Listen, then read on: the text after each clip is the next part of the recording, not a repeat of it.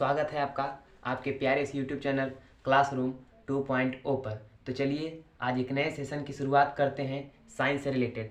तो आज जो हमारा टॉपिक होने वाला है वो है प्रतिरोधों का संयोजन। तो जो प्रतिरोधों का संयोजन होता है वो टोटल 3 प्रकार से होता है।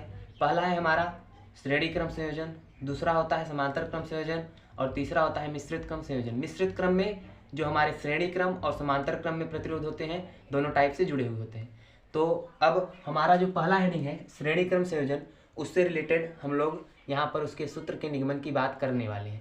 तो देखिए आपको डिफिनीशन स्वयं से लिखनी है। जैसे कि आपको डिफिनीशन में लिखना है श्रेणी क्रम संयोजन में कि माना कोई 3 प्रतिरोध क्रमशः R1, R2 व R3 हैं। ठीक, माना कोई 3 प्रतिरोध क्रमशः R1, R2 व R3 हैं और एक परिपथ में बैटरी से इसमें विद्युत धारा I प्रवाहित की जाती है, तो इनके बीच विभवांतर क्रमशः क्या होता है, V1, V2 व V3 होता है। तो देखिए अब अगर बात की जाए श्रेणी क्रम संयोजन में, तो जो इसमें विद्युत धारा I प्रवाहित होती है वो तीनों प्रतिरोधों में समान रूप से प्रवाहित होती है। यानी कि जो हमारा पहला प्रतिरोध है उसमें कितनी धारा प्रवाहित होगी, I। दूसरा प्रतिरोध है उसमें भी I धारा प्रवाहित होगी और तीसरे प्रतिरोध में भी समान धारा I प्रवाहित होगी। अगर हम बात करें अब ओम के नियम से, ओम के नियम से, तो जो हमारा ओम का नियम होता है वो फार्मूला हमारा क्या होता है, V बराबर क्या होता है, I इंटू R होता है। अगर अब हम बात करें R1 प्रतिरोध के लिए ना, लिख सकते हैं R1 के लिए, तो जो R1 के लिए हमारा विभवांतर है वो क्या है, V1।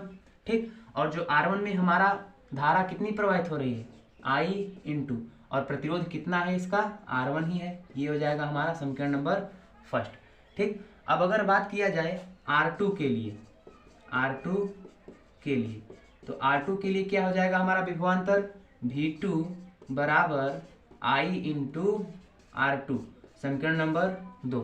ऐसे ही आगे करेंगे R3 के लिए, R3 के लिए जब R3 के लिए हम विभवांतर ज्ञात करेंगे तो क्या हो जाएगा, V3 बराबर I इंटू R3, समीकरण नंबर 3। अब देखिए अगर अब हम यहाँ से लिखना चाहें कि परिपथ में कुल परिणामी विभव, ठीक, लिख सकते हैं परिणामी विभव। परिणामी विभव क्या हो जाएगा हमारा, V बराबर हो जाएगा तीनों विभवांतर के योग की, यानी कि V बराबर V1 plus V2 plus V3, समीकरण नंबर 4। तो जो समीकरण नंबर 4 है इसमें अब हम समीकरण 1, 2 और 3 की वैल्यू क्या करेंगे, रखेंगे। तो देखिए यहाँ पे लिख दीजिए समीकरण 4 में समीकरण 1, 2 व 3 का मान रखने पर, जब हम मान रखेंगे तो हमारा फार्मूला क्या है, V बराबर V1 का वैल्यू कितना है, I into R1 plus V2 का वैल्यू कितना है, I into R2 plus V3 का वैल्यू हो जाएगा I इंटू R3। तो देखिए अब हम यहाँ पे जो हमारी V है ओम के नियम से हम यहाँ पे क्या लिख सकते हैं, V के जगह पर लिख सकते हैं IR लिख सकते हैं। तो यहाँ पे लिख सकते हैं IR बराबर, और यहाँ पे देखिए एक चीज़ उभयनिष्ठ यानी कि कॉमन मिल रहा है सब में, I और I। अगर यहाँ से हम I क्या लेंगे, उभयनिष्ठ, तो हमारा बचेगा क्या, R1 प्लस यहाँ से बचेगा R2 और यहाँ से क्या बचेगा, R3। ठीक, देखिए I से I क्या हो जाएगा, कैंसिल हो जाएगा, हमारा बचेगा क्या, R बराबर R1 plus R2 plus R3। तो जी हमारा ये जो सूत्र निकल कर आया है ये किसके लिए है, प्रतिरोधों के संयोजन के लिए, और वो भी किसके लिए, श्रेणी क्रम संयोजन के लिए। तो इतना आप लोग लिख लीजिए, उसके बाद चलते हैं समांतर क्रम संयोजन की ओर। तो चलिए अब चर्चा करते हैं समांतर क्रम संयोजन के लिए प्रतिरोध का सूत्र। ठीक है, तो देखिए इसमें भी आप सबको लिखना है, माना कोई 3 प्रतिरोध क्रमशः R1, R2 और R3 हैं जिनको समांतर क्रम संयोजन में संयोजित किया गया है। उसके बाद इसमें किसी बैटरी या सेल के द्वारा विद्युत धारा I प्रवाहित की जाती है। जब इसमें विद्युत धारा I प्रवाहित की जाती है तो जो धारा होती है यहाँ से क्या हो जाता है, इसका विभाजन हो जाता है और तीनों प्रतिरोधों में धारा क्या होती है, अलग अलग प्रवाहित होने लगती है। जैसे कि प्रतिरोध R1 में I1 धारा प्रवाहित होगी, प्रतिरोध R2 में I2 धारा प्रवाहित होगी और प्रतिरोध R3 में I3 धारा प्रवाहित होगी। लेकिन यहाँ पर जो श्रेणी क्रम का एक चीज उल्टा होता है, वो है जो इसमें विभवांतर होता है वो क्या होता है, सब में समान रूप से रहता है। अब अगर हम बात करें यहाँ पे ओम के नियम से, ओम के नियम से, तो ओम का नियम क्या होता है हमारा, I बराबर होता है V/R। ठीक, इसको मानेंगे समीकरण नंबर फर्स्ट। अब अगर यहाँ से हम ज्ञात करें R1 के लिए, अगर I का मान ज्ञात करें तो उसमें वैल्यू कितना है, इसका I1 है, तो हो जाएगा I1 बराबर V, क्या है इसमें सब में एक समान विभवांतर है इसलिए V को V ही रखेंगे, और जो R है R1 के लिए कितना है R1, यानी यहाँ पे मान क्या रखेंगे I1 बराबर V/R1, समीकरण नंबर 2। अब अगर ऐसे ही हम बात करें इस वाले प्रतिरोध के लिए यानी दूसरे प्रतिरोध के लिए, तो दूसरे प्रतिरोध के लिए विद्युत धारा का मान क्या हो जाएगा I2 बराबर V/R2, समीकरण नंबर 3। अब अगर आगे बात किया जाए प्रतिरोध तीसरे वाले के लिए, जो विद्युत धारा का मान होगा R3 बराबर क्या हो जाएगा V/R3, ये हो जाएगा हमारा समीकरण नंबर 4। अब अगर हम बात करें इस परिपथ में टोटल यानी कि परिणामी धारा का, तो इसमें लिखेंगे परिणामी धारा क्या हो जाएगा हमारा, टोटल जो I है वो बराबर किसके हो जाएगा I1 plus I2 plus I3। देखिए अब इस समीकरण में, समीकरण 5 में हम वैल्यू रखेंगे, समीकरण 5 हमारा जो बना है इस समीकरण में हम वैल्यू रखेंगे 1, 2, 3 और 4, चारों समीकरण का मान रखेंगे। इसमें लिखेंगे आगे समीकरण 5 में समीकरण 1, 2, 3 व 4 का मान रखने पर, जब समीकरण 5 में समीकरण 1, 2 और 3, 4 का मान रखेंगे तो देखिए समीकरण 1 से I की वैल्यू क्या आएगी V/R बराबर हमारा क्या हो जाएगा, I1 की वैल्यू है V/R1, I2 की वैल्यू है V/R2, I3 की वैल्यू है V/R3। ठीक है, अब देखिए अगर इन तीनों में बात किया जाए तो एक चीज क्या है उभयनिष्ठ यानी कि कॉमन है, तो अगर यहाँ से हम V को कॉमन लेंगे तो लिख सकते हैं V/R बराबर क्या हो जाएगा V1/R1 plus 1/R2 plus 1/R3। V से भी क्या हो जाएगा कैंसिल हो जाएगा और हमारे पास एक समीकरण निकल कर आएगा जो कि होगा सूत्र किसका, समांतर क्रम संयोजन के लिए तुल्य प्रतिरोध का सूत्र होगा। तो लिख सकते हैं 1/R बराबर 1/R1 plus 1/R2 plus 1/R3। यह जो समीकरण है वो है हमारा समांतर क्रम संयोजन के लिए तुल्य प्रतिरोध का सूत्र। तो इतना आप लोग कर लीजिए, उसके बाद चलते हैं इससे रिलेटेड कुछ न्यूमेरिकल्स कर लेते हैं। तो अब आते हैं न्यूमेरिकल की तरफ।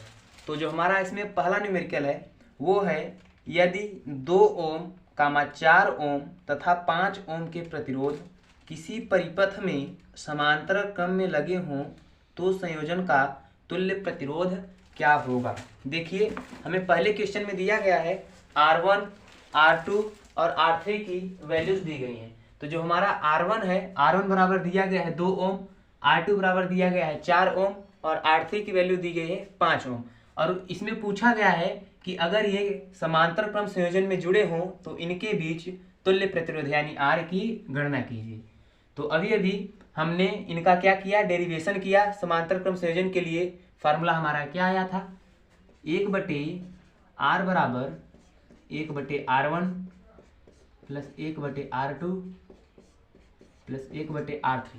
ठीक, सबकी वैल्यूज पुट कर देंगे तो 1/R बराबर हमारा क्या होगा, R1 की वैल्यू 2 प्लस R2 की वैल्यू कितनी है 4 ओम और R3 की वैल्यू कितनी है 5 ओम। अगर हम इन सब का क्या लेंगे एलसीएम लेंगे तो इन तीनों का यानी कि 2, 4 और 5 का एलसीएम कितना आएगा 20। ऊपर हमारा कितना है 1, 2 का भाग 20 में देंगे तो कितनी बार जाएगा 10 बार जाएगा, तो हो जाएगा 10 प्लस। अब देखिए अगर 4 का भाग देंगे 20 में तो कितनी बार जाएगा 5 बार, और अगर 5 का भाग देंगे 20 में तो कितनी बार जाएगा 4 बार।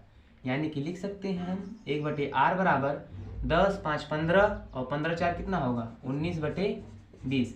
हमें देखिए वैल्यू किसकी ज्ञात करनी है R की, तो R क्या करेंगे, इसको उल्टा करेंगे तो नीचे वाली चीज़ ऊपर, ऊपर वाली चीज़ नीचे, यानी कि 20/19 ओम। ये क्या हो जाएगा हमारे पहले क्वेश्चन का आंसर। अब देखिए इसी प्रकार दूसरे क्वेश्चन में हमारा दिया गया है, एक चित्र दिया गया है, ठीक, जिनमें दो बिंदु दिए गए हैं ए तथा बी, और पूछा गया है कि बिंदु ए तथा बिंदु बी के बीच तुल्य प्रतिरोध की गणना कीजिए। अब देखिए अगर इसमें बात किया जाए तो जो प्रारंभ के दो हमारे प्रतिरोध हैं वो किसमें जुड़े हुए हैं, समांतर क्रम संयोजन में। यानी कि अगर हम यहाँ से इन दोनों की वैल्यू ज्ञात करें, इन दोनों के बीच तुल्य प्रतिरोध, तो देखिए समांतर क्रम संयोजन में है, और समांतर क्रम संयोजन के लिए फार्मूला क्या होता है, 1/r बराबर 1/r1 प्लस 1/r2। यहाँ से हम वैल्यूज रखेंगे, जब वैल्यूज रखेंगे तो क्या आएगा 1/2 प्लस 1/2। हर हमारा बराबर रहता है तो ऊपर की चीज़ें जुड़ जाती हैं, यानी कि क्या आ गया एक। आर को जब उल्टा करेंगे तो क्या होगा, आर बराबर 1 ओम। ये क्या आया, इन दोनों प्रतिरोधों के बीच तुल्य प्रतिरोध आया। अब अगर हम बात करें 3 ओम के और दो प्रतिरोध हैं, ये दोनों भी किसमें जुड़े हुए हैं, समांतर क्रम संयोजन में। अगर इनके बीच हम तुल्य प्रतिरोध की गणना करें यानी कि आर डैश, तो समांतर क्रम के लिए फार्मूला हमारा यही होगा 1/r डैश बराबर 1/r3 प्लस 1 क्या हो जाएगा हमारा r4। अगर इनकी अब हम वैल्यूज रखें तो क्या हो जाएगा 1/3 प्लस 1/3। जब हर हमारा बराबर रहता है तो क्या होता है, नीचे उतर जाता है और ऊपर की चीज़ें जुड़ जाती हैं। अब देखिए r की हमें वैल्यूज ज्ञात करनी है, जब उल्टा करेंगे इसको तो हो जाएगा r डैश बराबर, अब 3 कहाँ जाएगा ऊपर और 2 कहाँ आएगा नीचे। जब भाग देंगे तो कितना आएगा 1.5 ओम। अब देखिए जो हमारा फिगर है वो क्या हो जाएगा, एक नए रूप में हो जाएगा, जैसे कि इन दोनों प्रतिरोधों को जोड़ने पर और इन दोनों 3 ओम के प्रतिरोधों को जोड़ने पर हमें वैल्यूज क्या क्या मिली। जब 2 ओम के दोनों प्रतिरोधों को हमने संयोजित किया तो हमें वैल्यूज क्या मिली थी, यहाँ पर 1 ओम, ठीक है। और इसी प्रकार जब 3 ओम के दोनों प्रतिरोधों को हमने समांतर क्रम में संयोजित किया तो इनके बीच कितनी वैल्यू आई, 1.5 ओम। अच्छा अब आप फिगर को देख के बताइए कि अब जो ए और बी के बीच तुल्य प्रतिरोध हैं दोनों, ये जो प्रतिरोध R1 और R2 हैं ये किसमें जुड़े हुए हैं, श्रेणी क्रम में जुड़े हैं। जाहिर सी बात है कि श्रेणी क्रम में जुड़े हुए हैं, और श्रेणी क्रम के लिए हमारा फार्मूला क्या होता है, R बराबर R1 प्लस R2। इसलिए अब हम यहाँ पे क्या करेंगे, फार्मूला लगाएंगे ए और बी के बीच तुल्य प्रतिरोध। तुल्य प्रतिरोध क्या हो जाएगा हमारा देखिए यहाँ पे जो हमारा तुल्य प्रतिरोध होगा किसमें है, श्रेणी क्रम में। श्रेणी क्रम के लिए फार्मूला लग जाएगा R डबल डैश बराबर R प्लस R डैश, यानी कि R डबल डैश बराबर R की वैल्यू कितनी है हमारी 1 ओम और R डैश की वैल्यू 1.5 ओम, यानी कि R डबल डैश की वैल्यू हमारी कितनी आ जाएगी 2.5 ओम। ये हो गया न्यूमेरिकल। अब देखिए अब आप ये सब नोट कर लीजिए, और जो तीसरा न्यूमेरिकल हमारा होने वाला है वो आप सबके लिए है। आप लोग इसका आंसर कमेंट बॉक्स में कमेंट करेंगे, और अगर आपको थोड़ा सा भी न्यूमेरिकल नहीं आता है तो घबराने की कोई बात नहीं है, हम हैं आपके साथ। आप बस हमारे साथ निरंतर मेहनत करते रहिए।